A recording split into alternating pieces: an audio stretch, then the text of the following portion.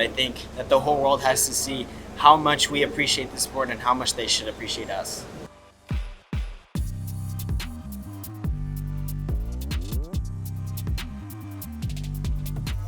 All right, just first impressions of the ice venue here. Just welcome to St. Louis. What do you think?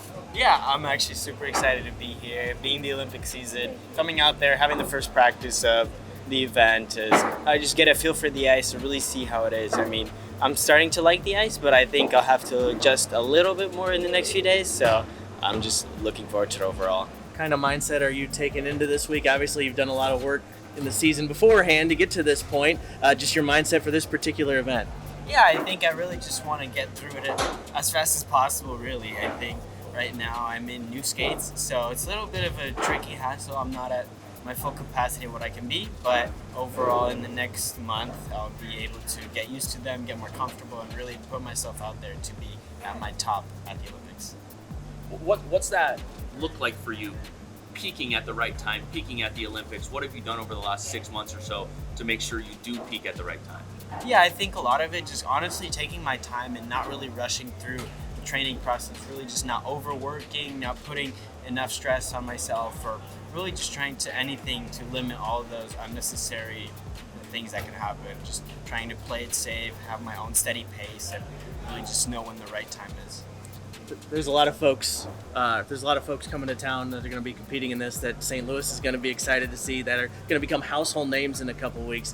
How would you just describe overall the talent that U.S. figure skating is going to bring to the Olympics? Yeah, there's just so much talent, and it's just so much fun to be around here, around all of these different skaters. They're all so passionate in this sport, and that's why I love the sport so much as well. And I think that the whole world has to see how much we appreciate the sport and how much they should appreciate us.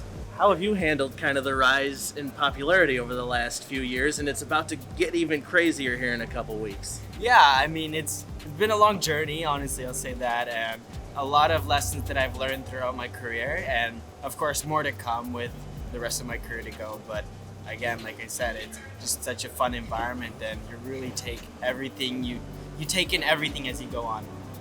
Ilia, you practiced your free skate today, which has you saying all these words, all these affirmations. As you go into this competition, are there any lines in there that you're thinking of in a different way or that are meaningful to you? I would say that the whole program itself is really meaningful. With having my own voice in my long program is just something that I wanted to show to the world that it's a staple, and this is something really emotional, really meaningful to me to be a skater, and really just show everyone that they can become a better person, whether they put in all the time and effort to go through all their battles, all their scars, and really traumas, experiences, just to get them to the right mindset to become the best version of themselves.